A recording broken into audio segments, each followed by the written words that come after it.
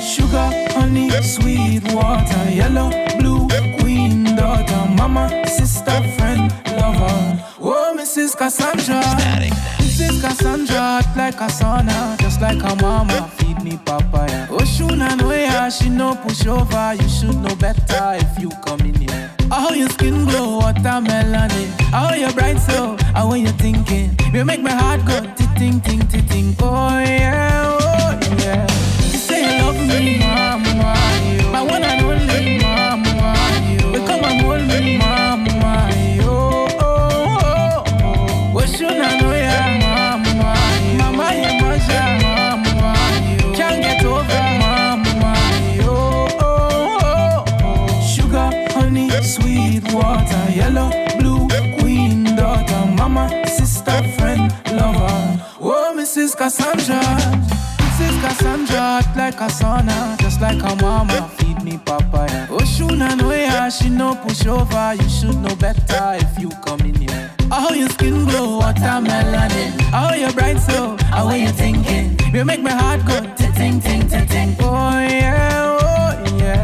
You say you love me, mama, you. My one and only mama, you. But come and hold me, mama, you. Oh oh oh. What should I do? All right, so that and more awaits you over that weekend to come up. North Coast Jazz 2022, the current version. And as we say, it's dedicated to the life and work of Robert Lord Nelson. To talk with us about that in this segment this morning, Mr. Mohammed Mwakil, one of the members of this group called the Freetown Collective. Good to see you, sir. Morning, thank you. Good to be here. Yeah, well, let's talk first about how did the name come out? Freetown Collective. My sort of elementary understanding of that term, there was a part in Trinidad that used to be called Freetown. Yeah. I imagine that is a connection there. That was Belmont, right? Belmont. In the mid-1800s, a group of Africans came over here from West Africa. They were Yoruba people. And they were not slaves. They came with contracts. They were indentured laborers. Yeah. No one had ever told me this history until I was in my 20s. And when they came, they bought a parcel of land that stretched from Picton all the way over the hill into Gonzales, down into Belmont. Yeah. And that's a lot of land. And that whole thing there was called Freetown. And it was known that they would buy people's freedom and people would work in Freetown and pay them back. And there's a huge legacy that I didn't know until I was in my mid-20s, you know. And when I found out, it was almost in disbelief. Like, how could I miss this part of my history? And then when I looked around the neighborhood, I said to myself, this couldn't be what my ancestors intended. No way. And I thought, well, how can I make an impact? How can I try to live what they clearly tried to put into the world? And I said, I have to start with myself first. You know, am I living up to that? And I tried my best, and I am still trying. And then I found someone else who felt the same way, who is my brother in Freetown.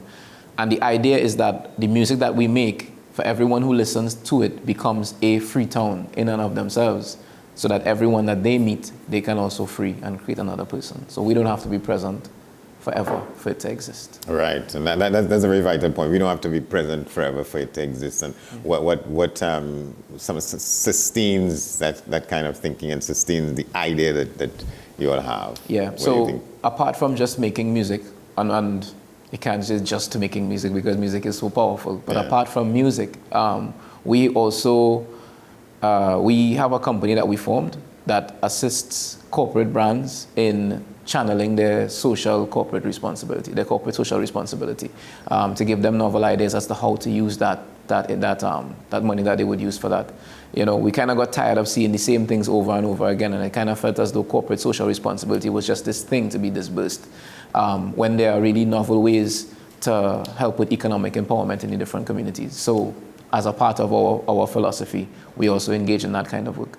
Yeah, I'm glad you make that point, because I've been trying to interrogate it myself in some ways when people talk about, you know, putting this emphasis on corporate social responsibility, CSR. Mm-hmm. Sort of, I was hearing a man talking the other day about sometimes we have these things we tick off in a box, you know. Yeah. He was talking about empathy. So there are some things you must do or be seen to be doing to be empathetic, but these are just sort of categories and you tick off in a box, but it doesn't really get to the substance of it. A lot of people come on to this thing about corporate social responsibility, but it's a formula. Yeah, and I could empathize with that, right? Yeah. Like, I can understand that a corporate entity wants to be seen in a certain light. That's great, no problem. I think the issue arises, and this happens in many different areas, where not enough thought, and not just thought, but revolutionary thought, is given to the way in which we do these things. Because times are changing, and it's not as simple as going into a community now and building a playground, or giving out some hampers in a community and thinking that's enough. You have to support people in a genuine way. I mean, I'm thinking about the question you just asked about gang violence and whatever. If you want these things to stop, you have to dig for the root, where the rot is, and dig it out, and then place something better there. Yeah, all right. Yeah. So you were paying attention to of course. Yeah. Sure. Because that's a substantive issue. A lot of people talk about, well, you have to get to the root of it, with the root causes, but sometimes these things are elusive. Well, of course, that's what roots do. Yeah. By their nature, right? They burrow into places that you're not just going to go on a normal basis, right? That is the nature of a root. So it is no surprise that a root should be elusive. Yeah. But if you want to find where the thing comes from, then you look for that. Yeah, let's come back to the second word in the name of the organization, collective. There's a reason for that. Absolutely, because we know we can't do it alone. Nothing great has ever been achieved alone. Even though we exalt great men and we exalt great people and great men and women and great organizations, nothing that has been achieved in this world that is great has ever been done by any one single person. Even if you look at something like an Olympic runner, you might say, well, he's running alone. No, he's not running alone. There was someone who, when he was 6 years old, believed in him and said, you could do something with your life. And then there was a coach and another coach and a nutritionist and a publicist and a this and a that and the person who made his shoes and everything. And every single ancestor who lent them his genes, who lent him their genes until you have Usain Bolt and Otto Bolan and. Right. And you find out that those persons had motivators Absolutely. in people or Absolutely. in things, aspirations that they had, they worked on. Yeah, we do not do this alone, and it's a tough lesson to learn in a capitalist society at times where, everything from the time we were young, we're being pushed on us, carbs in our barrel mentality. You have to get an A, it's about you, it's about you, and the severe individualism that puts so much pressure on the individual when the individual cannot do it alone. So you want to talk a little bit about where do you think the idea for forming that community that came to be known as Freetown, what happened with it? Where is it now such that there are a lot of people who have lost their pride in Belmont, in where they grew up and so on. It's for a lot of people, it's not the place that they knew, and they have difficulty coming to terms with that. Yeah, we, other than Guyana and Trinidad and now Barbados, is headed in that direction. There are not many republics in the Caribbean. The Queen's face is still on the EC, and that's major. But a lot of us won't see it that way. Why? Because we don't know our history. And Belmont means what? It means beautiful hill. And somebody just saw the place and they had no idea of what it meant to us, and they renamed it. And we accepted that, and the history was wiped away and never taught to children in school. It still isn't being taught, and how much more of it isn't being taught. So how can you blame someone if they don't know what a guava is? If from the time they were born, you were telling them that guava that's actually an apple, until an older person came and said, well, no, it's a guava, and the leaves are good for this. And we used to make slingshot with the tree itself and all these different things. We can't know what we don't know.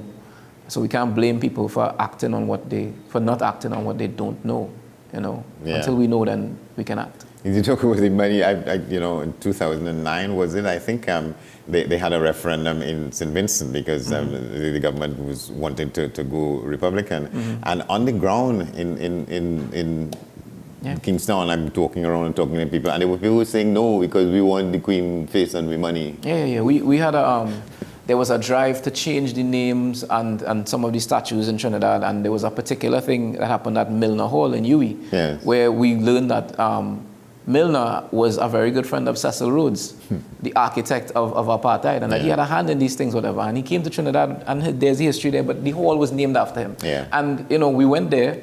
I went with some people who were really adamant about changing the name to speak to these students, and I thought in myself, well, of course they're going to want to change the name once they find out this man is a racist. No. Because they said that they identified with the name Milner, and now if they change it, the history of it changes. Legacy will, And I was baffled, but I'm seeing another kind of generation coming up. you know, and I'm very glad to be alive and to still be young to witness this generation as coming, because I think that they're going to do some amazing things. Well, it's very, the term for innovating what this discussion is. So because what you're saying is that a lot of people despair when we go through a period of activism and consciousness raising, consciousness having risen and so on, and then we come back around where things went back to what they were before, but there seems to be, as you say. No, we're here again. Yeah. We're here again. The 5D generation, the energy is rising. We're here. So how does your music then keep faith with the vision of the organization called Freetown Collective? Yeah, so the music is meant to inspire, but at the same time, not to be so heavy that in its attempt to inspire, it just kind of deflates.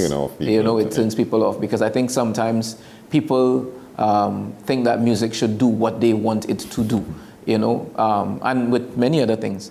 So when you're approaching an art form like music, you kind of have to allow it to flow and observe what it does to people and what it doesn't do to people. And, you have to be malleable yourself and not to be too rigid in your own philosophy. So we create dance music, we create love music, we create, in essence, overall, we create life music. And we want to inspire people to live better lives, but we also at times just want to make them laugh. We just want to make them dance. We want to make them smile. We want to make them remember their loved ones. We make music for people to live by. Because all these things are elements of how a life should be. Yeah, yes, exactly. And I think the artist has to pay attention to that. A normal human being, they go to sleep at night with some worries in their heart and in their mind. They wake up in the morning with those same things. They see their family, they feel inspired, they go out, they work. They go through a day, they go through a whole range of emotions, and we pay attention to that.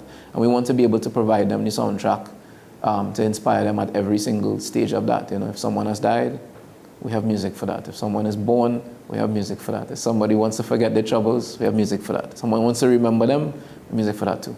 Yeah. All right, so let's put that together to talk about what people can expect next weekend from you. So North Coast Jazz, we are not primarily a jazz band, but we just did Dominica Jazz, and it's been interesting preparing for these types of festivals. We are primarily singer-songwriters, so we do pay attention to the music very closely and to the lyrics very closely. And for this particular event, we've brought on Kyle Peters, who is the band leader for Destra as well, and he does a lot of arrangement for different bands. And we've challenged the music a bit. So we've pulled out some of the songs that we feel could have different arrangements. We've challenged the music to be a bit more jazzy, whatever that means. Yeah. We're just changing the structure a bit to make it sound a bit different. Yeah, because, there's this term, all that jazz. Mm-hmm. It doesn't mean what people, some people, there are different categories of jazz. And people talk about straight ahead, mm-hmm. You talk about pop jazz, modern jazz, and so on. So the jazz, it's a sort of wide canvas, doing things with the music, experimenting with it, taking risks with, I think there's a huge problem when you try to intellectualize art and you try to create a formula for it and say that this is what it is, because the thing is so malleable and it's so, mercurial. It moves and it does that it does that with the times that change. It shifts itself, and you have to allow for that. So with us, we've been rehearsing the last 2 nights straight, so tired. But yeah, we are looking forward to these types of opportunities. North Coast Jazz has a kind of a tradition to it. And we're really glad to be a part of that. So we're looking forward to this performance, really are. Yeah, and so you'll present a kind of music that will fit into, as you say, the environment there, because it lends itself to. Yeah. I mean, and again, it's just a space in which we could talk to our own people, So whatever language we need to speak in order for them to grasp what we have to say, we will do that. Which is not to say that we're going to perform a heavy jazz set in the way that anybody else will, but we will show up as ourselves and give our best. Yeah, because like I said, there's Miles Davis kind of jazz, there's Coltrane, but there's also, smooth jazz, as people say. Yeah, we're definitely not smooth, so we're definitely not that. But then there are youngsters, there are people like, there's a guy called Theo Croker on Instagram that I follow. Amazing jazz musician, but if you call him a jazz musician, he might be offended because his thing is that jazz is dead, But It's just an interesting space to be, to even have these types of conversations, to have your music challenged, to have yourself challenged in this kind of space, you know. And one thing I know, it will be a good time. It will be good energy, and we will bring what we always bring. Yeah, and so it lends itself to the festival itself, you know, trying to get different kinds of audiences who have different appreciations. Yeah, and absolutely. So on. You have to be open to widen our palette, man. Yeah. And you all will be required, I think from what I see in the advertisements, everybody will have to do a couple of numbers from Lord Nelson. We have to do one song from Lord Nelson, and we are doing, a lot of people don't know that he sang songs of the Orishas. He sang Orisha chants as well. So we're doing one called Shango. He has a song called Shango, and it's about him having a vision of Africa and it being revealed to him in this vision that, you know, he is of the Yoruba people and that is where his power lies. So, you know, in the vision, he sees himself floating and he ends up over this crowd of people and they're chanting and he goes down and the priest shakes his hand and tells him, welcome to Yoruba land. And, you know, so a lot of his more famous songs don't have that in it, but he does have that tradition in his music, and so we kind of waken it up. Yeah, so you had to go and find out about him, you'll do some research? Well, the thing is, we are connoisseurs of the culture, so that when we like someone or when, you know, there's an elder, we kind of look deeper into them. And it's been a while that we know this. So when the opportunity came up, we looked through a few of the things and we just felt like this is uncommon. This is something people might know.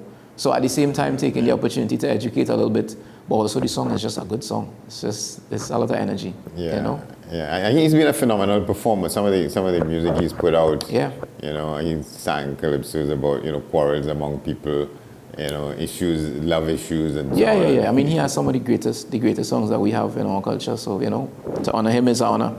Yeah, and so to what extent you see this festival? It has already sort of found its place in the calendar of events in Trinidad. I think a lot of these festivals that have been around for a long time, they now have to take their place among the younger generation. And it is up to people like us who are a kind of a bridge to offer opportunities for the generation that is throwing these events to understand how they can attract a generation like that. Because I want to look out on that crowd and see the 20-somethings. I want to look out on that crowd and see the teenagers as well. And there's no reason why they shouldn't be there, except that we might market it in a way that they might feel that it's not for them as well, you know? And then sometimes older folk tend to act as if, well, you know, we don't really want them here. Yeah.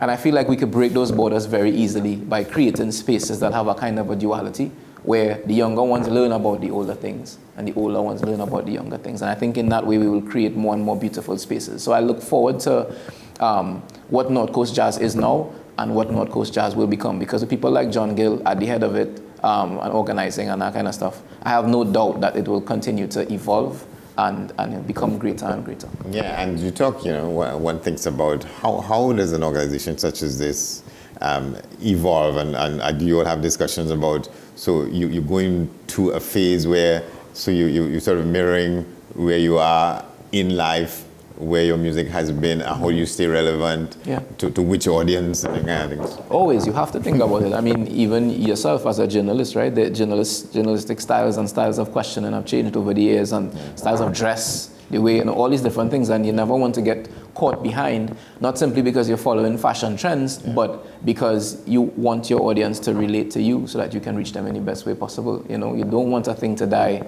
because it treasures history more than it treasures the present or the future. You know? All right, so which are the nights you're performing? Performing on Saturday. Yes. Yeah. Big night. Really looking forward to this. Yes. All right, Mohamed Wakil, Freetown Collective, one of the groups performing at this year's North Coast Jazz. Thank you very much.